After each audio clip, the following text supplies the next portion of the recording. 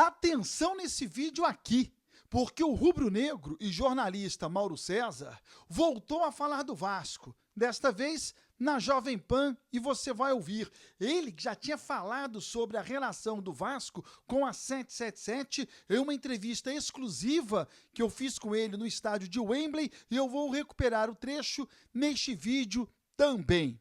Dívida do Vasco afasta os jogadores do clube, e o zagueiro Lucas Freitas vai falar da preparação para o jogo de amanhã pela Copa do Brasil.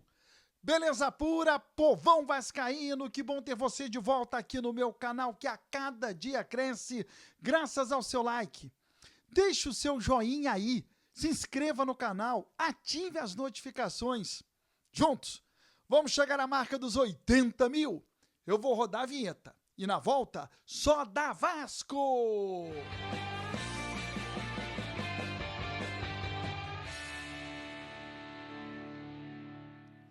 Vinheta rodada, o tempo que você teve de se inscrever no canal, o meu muito obrigado. A Metgol é a casa de apostas minha parceira, 100% regularizada, com sede no Brasil. Tô deixando na descrição o link para o seu cadastro rápido e fácil. No comentário fixo também. Mauro César voltou a falar do Vasco. Você vai ouvir o que ele disse na Jovem Pan. E depois eu vou te mostrar o que ele disse a mim no estádio de Wembley antes da decisão da última Champions League. Primeiro o que ele falou hoje na Jovem Pan. O Vasco é uma SAF que acabou, né? E não apareceu o dono. Aí tem uma comparação, ele mostra os números do balanço de 2023 e quanto apareceu como dívida agora na recuperação judicial do Vasco. 1,4 bilhão. Dobrou a dívida. Significa que o Vasco SAF gastou muito e não foi a lugar nenhum. Ou seja, a dívida é colossal. A recuperação judicial é um paliativo para tentar ganhar tempo, para poder pagar dívidas. Dívidas imensas, um time limitado. E eu acho que o Vasco ele comete um erro quando leva o jogo para o estádio Newton Santos, no Engenhão, porque ele desimobiliza a torcida. É um estádio que os dois times não estão acostumados com aquele piso artificial. É mais difícil de chegar do que o Maracanã. Tem muita briga de torcida de Vasco e Flamengo nos clássicos, e ali no Engenhão o temor passa a ser maior. As ruas são mais estreitas, no local que não é tão amplo como a região do Maracanã. Isso deixa algumas pessoas com medo de ir para o jogo. Então, um público ridículo, vergonhoso, uma coisa patética. Isso é o jogo para 50, 60 mil pessoas no Maracanã, com toda certeza. O Vasco deveria jogar no Maracanã, onde ele faz questão de mandar jogos que eles chamam de maracanáveis lá no Vasco, né? Quando tem demanda de grande público, e São Januário fica pequeno, que é uma grande torcida. Aí briga na justiça com o Fla-Flu, que são os gestores do estádio, aí para mandar o jogo no Maracanã. E dessa vez o Vasco correu do Maracanã para levar para um ambiente onde poderia, em tese, dificultar mais o Flamengo. Deveria ter, assim, mobilizado a sua torcida, facilitado a venda de ingressos como mandante para o seu torcedor, para encher o setor sul do estádio, os setores mistos que são centrais. No último Vasco-Flamengo, o Flamengo venceu por 2-0 na Taça Guanabara, foram vendidos, ao Flamengo foi mandante, foram vendidos pouco mais de 6 mil ingressos para visitantes, e tinha quase 45 mil pessoas no estádio. Ou seja, 6-1, mais ou menos, a proporção Vasco-Flamengo. Ridículo. Não pode o Vasco jogar com o Flamengo com tão pouca gente. O que você acha? Deixa aqui nos comentários, eu quero te ouvir. Já já Lucas Freitas, falando da partida do Vasco de amanhã diante do Nova Iguaçu.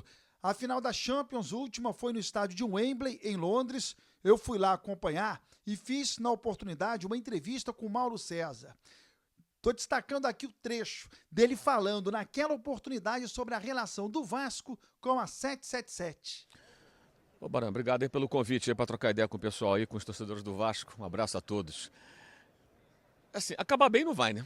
Não tem como acabar bem, porque a 777 é uma empresa complicada, né? Você vê o caso aí do Genoa rebaixado, Hertha Berlim rebaixado. Tá para comprar o Everton, que corria risco de rebaixamento, mas escapou na Inglaterra, aqui na Inglaterra, né, de ser rebaixado, acabou que o negócio não avançou. Mas já tem um histórico, assim, de algumas situações bem confusas, né? E no Vasco também é uma situação muito conturbada. Porque eu acredito que eles não vão deixar barato. Olha, eu coloquei um dinheirão aqui no Vasco, agora eu vou embora e deixo o dinheiro para trás. Não, eles vão querer recuperar essa grana. Na justiça, seja onde for.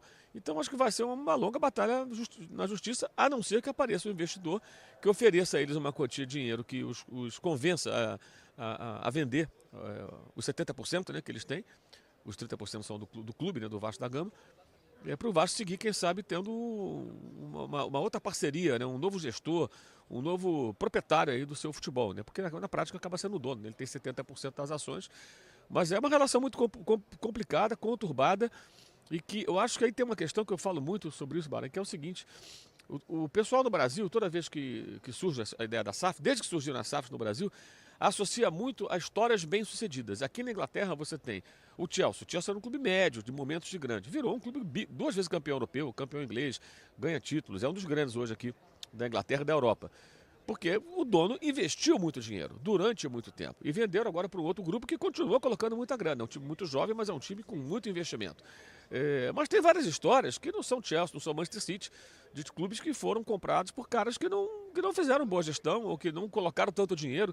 Então tem que ter muito cuidado, né, quando esse tipo de negócio é fechado, tem que ter muito cuidado, entender muito bem qual a intenção de quem está comprando e o que pretende fazer. Porque da mesma forma que o cara pode comprar um clube, uma pessoa como o John Texton no Botafogo, um grupo como a 777 no Vasco da Gama, e pode fazer investimento para ser campeão, o cara pode querer usar o clube para quê? Ficar no meio de tabela, fazer negócio com jogadores, vender e comprar, e usando aquilo ali sem levar o time a ter a ambição que o torcedor espera. E o Vasco, o torcedor do Vasco, é óbvio, ele quer ganhar Brasileiro, Libertadores, quer disputar os grandes títulos, que o Vasco é um dos maiores clubes do Brasil, é uma das maiores torcidas do Brasil, e já está há muito tempo como coadjuvante, como não deveria estar. Mas essa mudança, de fato, parece que com a 777 não vai acontecer.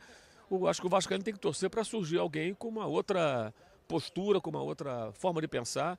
E eu acho que até o próprio presidente do Vasco, Pedrinho, concorda com essa tese que eu estou defendendo aqui, porque ele já vem há algum tempo claramente tentando mudar esse cenário. Né? Quero ver o seu comentário, preciso do seu comentário. Bom, hoje foi divulgada uma relação gigantesca, né? O Vasco com dívida enorme com o elenco. Mais de 13 milhões somente com o elenco atual, fora ex-jogador, ex-funcionário, empresas e tudo mais. Essa divulgação, ela afasta outros atletas. Quem vem jogar no Vasco sabendo que há uma dívida com o elenco atual. Muito ruim, muito ruim. Bom, amanhã tem jogo contra o Nova Iguaçu. O zagueiro Lucas Freitas falou sobre os preparativos. Finalizamos nossa preparação agora, é um jogo importante.